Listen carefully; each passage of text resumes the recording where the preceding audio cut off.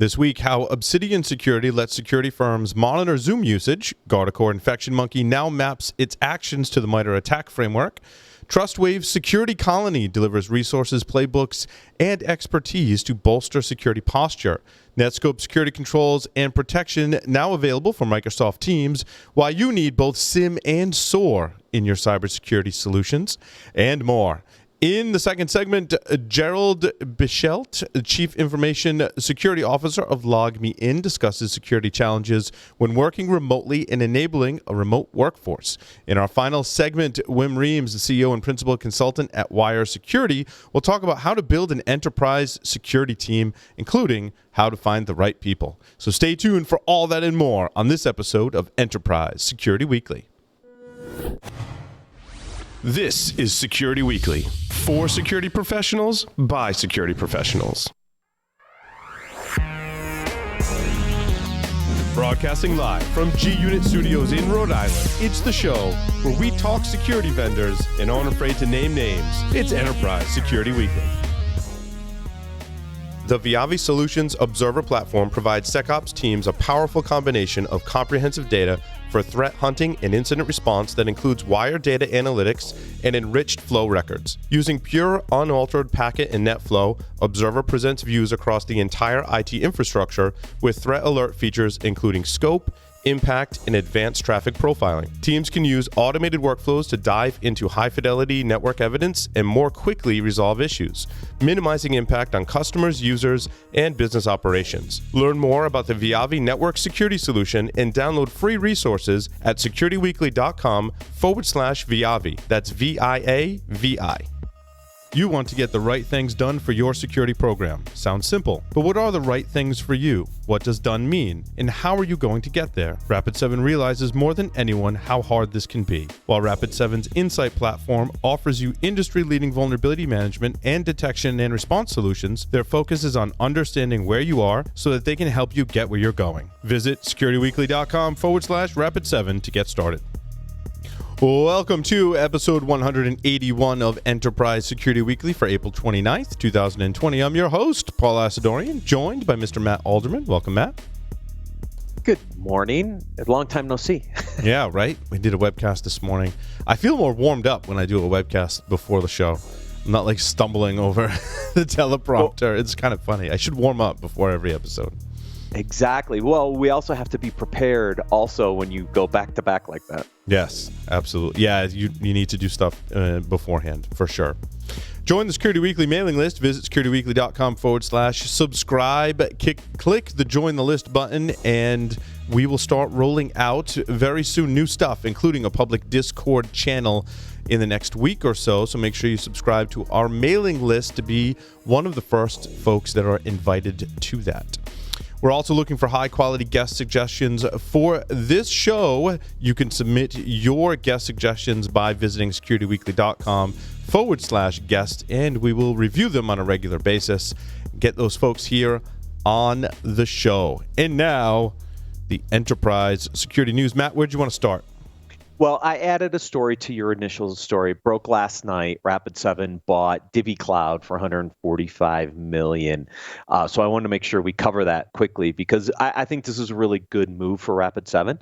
You know, Rapid7 has made some very interesting acquisitions over the past number of years. We've talked a lot about them. DivvyCloud brings a new set of capabilities into the Rapid7 portfolio that I think is a good move when you think about where things are moving into the cloud. And DivvyCloud really is kind of a configuration validation of cloud services technology. Yep. I've seen them and a few others out there. I probably could have pointed them to a couple others. They probably reviewed them as well. So there's a few solutions in this space. But I think it's a really good augmentation to their portfolio to now add configuration management in the cloud to the rest of the Rapid7 portfolio. Obsidian lets security teams monitor Zoom usage, which is interesting. This actually gave me some insights into some of what Obsidian is doing. Essentially, it sounds like cloud and identity monitoring, right? Is that what they do? Yes. Yeah, I think so. I haven't done really a briefing with them in a long time. No. Yeah. we haven't talked to these guys in a long time. I mean, we're seeing more and more solutions coming out focused around Zoom, Microsoft Team. There's an article on Microsoft Team in here, right? This whole remote work environment has created, some interesting discussions around all these different, kind of channels. And now you've got security players saying, hey, we can help you monitor and watch for potential malicious activity in these environments. Okay, I get it. Obviously Zoom's been doing a lot of updates. I think every time I start a Zoom meeting, it's a new update, so I got to restart the app. But I don't know how good some of these solutions are in providing additional capabilities on top of these different platforms. For sure. Let's see, what else do we have here? Guardicore Infection Monkey is now mapping its actions to the MITRE ATT&CK framework. This I thought was interesting. I think if you want to kind of delve into the waters of attack simulation, Infection Monkey's really come out with some updates recently, in fact, that make it, I think, a valid kind of test the waters for attack simulation. And it's completely free, which is awesome. Yeah, and I think Guardicore focuses more on the mobile application side, which is an interesting way to think about how to look at the overall security of your mobile application and how that gets integrated in and kind of validated. I'm not there's certain mobile apps I don't trust, I won't use. Is this a way to actually validate more of those mobile apps and being secure by leveraging these techniques against the MITRE ATT&CK framework? Yeah, I thought that was pretty cool. I keep meaning to check that out too. Speaking of Zoom and calls, Google Meet video meetings built on a secure foundation, soon free for everyone from Google. And they're touting security as the selling point, which is interesting. Interesting. Well, I mean, obviously they're going after kind of the Zoom's base here a little bit with some of the issues that they've faced. Look, we used Google Hangouts way back in the day. I can tell you it was a terrible. Hog. Yeah, it was terrible. It is terrible. Horrible. So is Google Meet based off of Google Hangouts? No, it's different. It's better. Yeah, no, I think it is a significant improvement, not that saying much, over Google Hangouts. So it's interesting to see newer and existing players kind of emerge and do some marketing and really have that be around security. I thought this was Google's play for a long time. I thought Google had this really interesting opportunity in the cloud space, really to use security as a lever against AWS and Microsoft. They never really went down that path, but here they do it with Google Meet, which I thought was interesting, is now they're touting security as part of this Meet platform, really going after, again, Zoom space at this point. But if they did this for some of their other stuff, it could put them in a very interesting position against some of their competitors in the cloud. Definitely could. And there was something on Microsoft Teams, I thought, too. There was, yeah. Netscope security controls and protection now available for Microsoft Teams. Again, here's another security vendor, Netscope being more of your traditional kind of CASB, now looking at Microsoft Teams communication to protect that environment. Kind of similar to the other one for Zoom, but yeah, you can see all these kind of solutions come out of the framework. Right? That's kind of interesting when you think about it in Netscope's kind of framework. Does that mean I have a secure tunnel into my Netscope cloud, and that's where my video and chat communications goes over? It's not a horrible solution. I mean, you are kind of funneling everything through, your instance of the Netscope kind of cloud and SD-WAN capabilities, but. See, this is one of my big challenges with the CASBs, right? Is kind of funneling all this traffic through to get visibility into it. And my guess is that's exactly what they're doing. Is the Zoom or the Microsoft Teams traffic is tunneling through the CASB so they get visibility into it. I mean, it's a good short-term play, but it doesn't scale long-term. If we stay in this very distributed remote workforce environment long, it's capacity. I'm not sure. Yeah, taking all these users and shoving them through this little pipe to let them back out to the internet just isn't a very highly scalable, productive way to do it. Trustwave is launching Security Colony, delivering resources, playbooks, and expertise to bolster security posture. This is interesting. Yeah. Is this an enterprise play or more of a small, medium business enterprise? Trustwave has always been kind of at the small, medium enterprise. And I think what it's finally starting to do is take a lot of acquisitions Trustwave has done over the years and actually create a cohesive capability across all of them. Because Trustwave, in the early 2000s through, over a good 10-year span, they bought a lot of technology. And the joke was, and look, my former startup was acquired by Trustwave, so trust me, I felt this too, is bought some interesting technology, but got rid of the talent, didn't really bring it together in a cohesive way. Is this really bringing all the stuff they've done over the past 15 years together in a cohesive way? Maybe. But I still think it's a small to medium enterprise play, kind of creating a more holistic managed security service offering, I think, more than anything. Niagara Networks. I was like, weren't they acquired? And then I was like, oh, no, that was Niagara. Niagara was the one that was acquired? Yeah, Niagara. Yeah. I mean, I look at this and I'm like, oh, okay, you're kind of late to the table on this one. I mean, you've got some really good solutions already out there that already do this. Two of them are sponsors, ExtraHop and Viavi. I mean, this is just another network visibility play. They're now talking about, their open visibility platform, but there's other big solutions out there. So I'm not sure where the newsworthiness of this article actually is. You got to have some differentiators if you're going to come out into that market and in several markets in security with any kind of announcement, because everyone's bringing SecOps together and everyone's doing that, and network visibility is not a new thing by any stretch. So no, not at all. And like I said, you've got well-established players in this space. So how you're going to differentiate yourself, you can't find that here. Okay, I have this open visibility platform. So what? Tell me, give me something, right? Mm-hmm. Yeah, there wasn't much in there. Cybersecurity startup Switched. Did you see this one, Matt? Switched. Yeah, I did. So this is interesting because I'm like, who is Switched? So I had to look them up. They're based out of the UK. They're London-based. An identity player. But you go to their website, there's not a whole lot out there.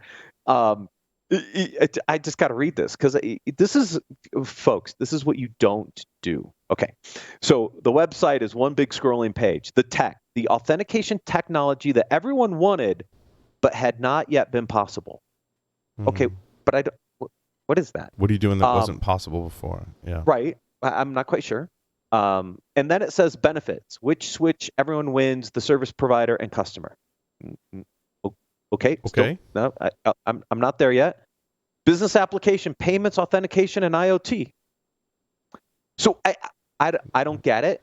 What do you do? I'm not quite. Yeah. I really don't know what you do.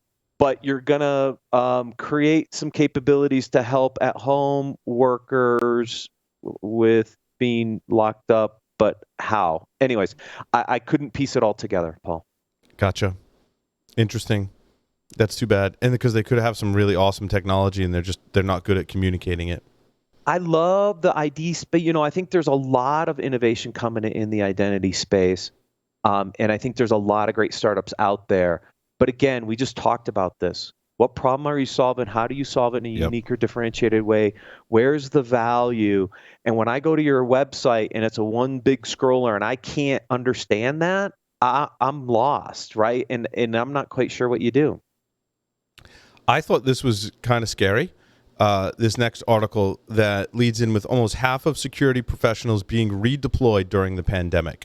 So rather than monitoring security and doing more traditional security tasks, since many security professionals have a background in or knowledge or both in other IT technologies, we're being redeployed to go build out VPNs, cloud infrastructure, I mean, you name it, right? I mean, many of us that sit here at, security professionals, if there was a time of crisis and we needed to go build out network infrastructure, build out VPNs, we could certainly do that because, as we've said for years on the show, you need that foundation to be able to help people secure it, to break into it, to defend it. You need to know how to build it, right? But now the concern is, in this time of crisis, is this the right move to start taking your security staff off of security operations and security tasks and put them on IT tasks? Yeah, this report scares me in multiple ways. One is we are taking the enterprise defenders focus off the ball, right? They are working on other stuff, and we know this, right? We've seen the articles, we've covered these for weeks. More phishing campaigns, more remote attacks, all the things that are happening. Security has not gone away in this environment, but yet you're taking 47% of your professional staff, taking them off the security focus and putting them onto other things to help augment, this remote work at home. But you dig deeper down into the article. So that's happening. And at the same time, 50% say that they could be doing a better job securing their remote workforces. So even though they're reallocating people to get them up and running, they're not securing that workforce very well. And just some others, 15% thought they did have the right resources needed. 34% said, but only on a temporary basis, et cetera, right? So there's just some disturbing trends right now on the security front. As we know, different types of attacks have been increasing. Now's not the time to take your eye off the security ball. I agree wholeheartedly. F-Secure recently went through the MITRE ATT&CK evaluation. What are your thoughts on the MITRE ATT&CK evaluation, Matt? I mean, it creates so if you're going to validate solutions, taking a standard, a framework that people kind of love and use, and evaluating vendors against it, I think is valid, very valid, because it creates a really good baseline of the capabilities of different solutions. So from a testing perspective, I think it does do some good in that it kind of baselines all the vendors, says, here's what you cover, here's what you don't cover. It's a good way to evaluate technologies. The downside is now everybody's going to try to figure out how to write specific checks to the MITRE ATT&CK framework so that they can do better on that test and get higher up on the baseline. But the question is, are they only doing certain tests to meet what's in the framework and not thinking about the problem more holistically? So there could be a downside impact to this at the end of the day as well. Yeah, I'm not a huge fan of a ranking system for vendors. Like, which one is best? And I think that's some of my issues that I have, with Gartner. And someone said it earlier this week that, we like to see the best, a dot in a quadrant says, like, this one is the best. And that's just not the case. There are so many data points that you can use to evaluate products. Maybe how well it does in the MITRE ATT&CK framework's evaluation is one data point, right? That you can't rely on, because Gartner puts it in this quadrant, or MITRE is ranked, not that they're ranking, but let's say they were, right? They rank it number one, and then what's the other firm that does it? They ranked it really well. NSS Labs, or one of the AV test firms, it's just, or whatever.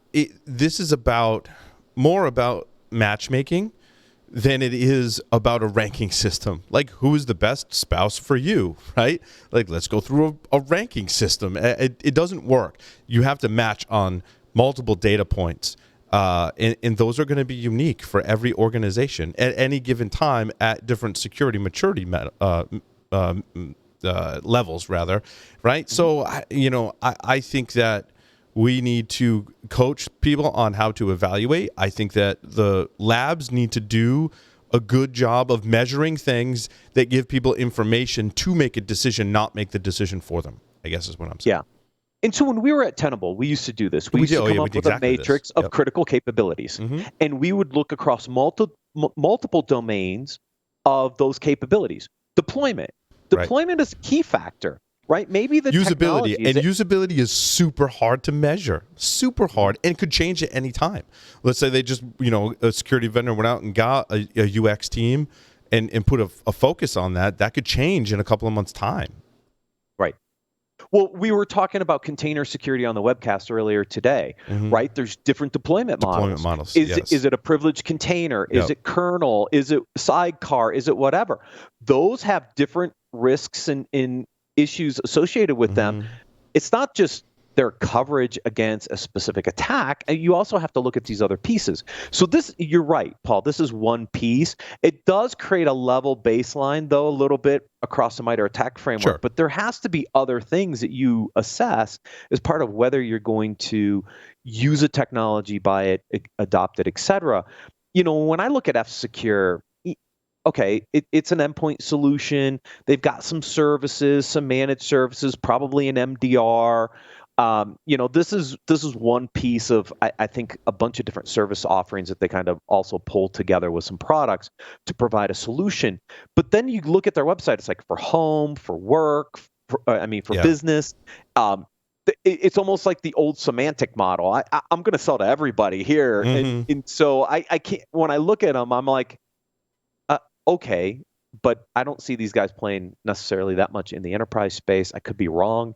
I think we know who some of the major players are in the endpoint space in the enterprise. Yeah. And I mean, what you have to also take into account is all these technologies can be bypassed.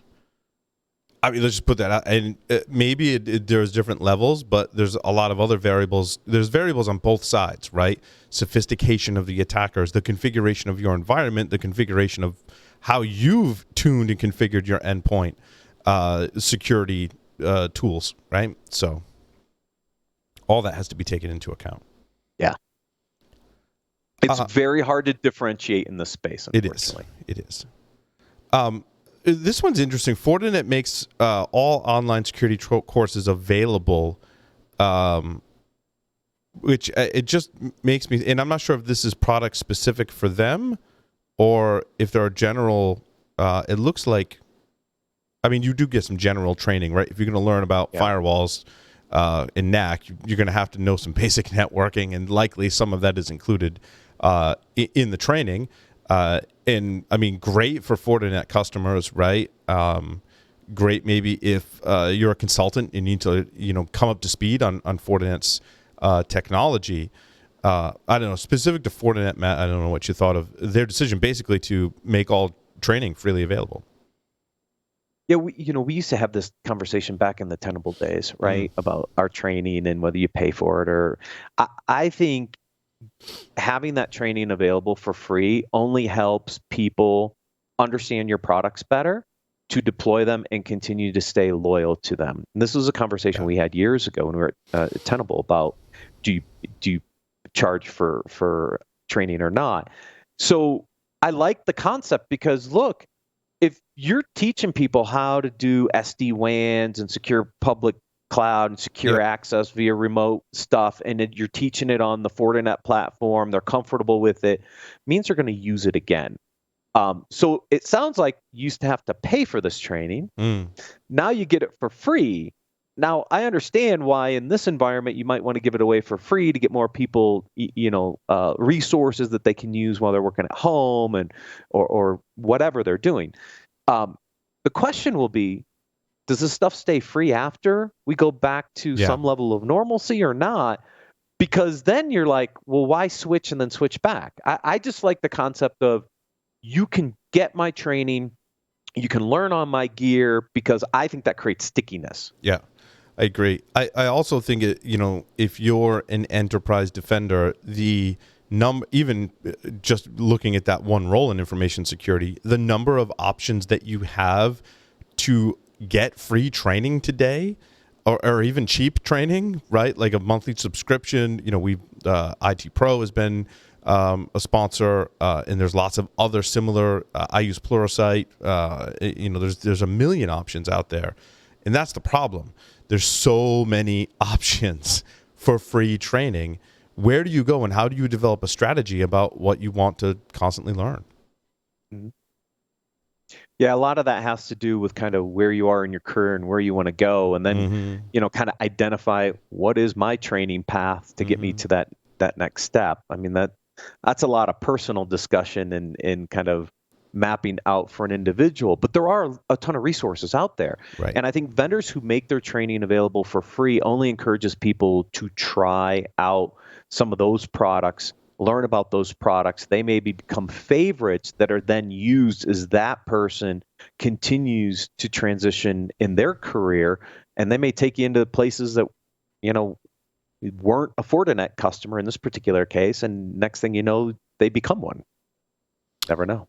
I believe the last article on here is why you need both a SIEM and a SOAR. To me, they're almost becoming the same solution. And if you do have an individual vendor for one or the other, there has to be tight integration between them. I think it's the only way you accomplish security monitoring and security operations today in the enterprise. I mean, I'm stating the obvious, right?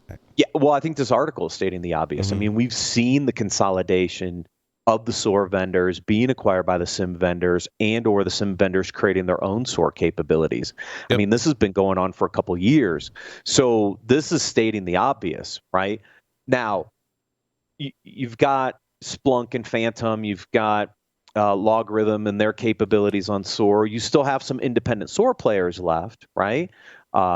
Simplify and Swimlane, for example, are independent platforms. So the strategy is going to vary customer to customer. If you're using a SIEM that also has SOAR capabilities, obviously there's probably tight integration that makes a lot of sense. If your SIEM doesn't, then you might look at one of these other independent players to do some of that work, but it does have to be a tight integration of capabilities. The SIEMs can overwhelm a security operations team with the amount of alerts. If I can take low-level alerts and do some level of automation through SOAR and take them off, you're just making your SOC analysts more efficient. Makes complete sense. I think it's table stakes today. Yeah, I think so too. Awesome. Well, that will conclude the enterprise security news. Stay tuned. A couple of interviews coming up next.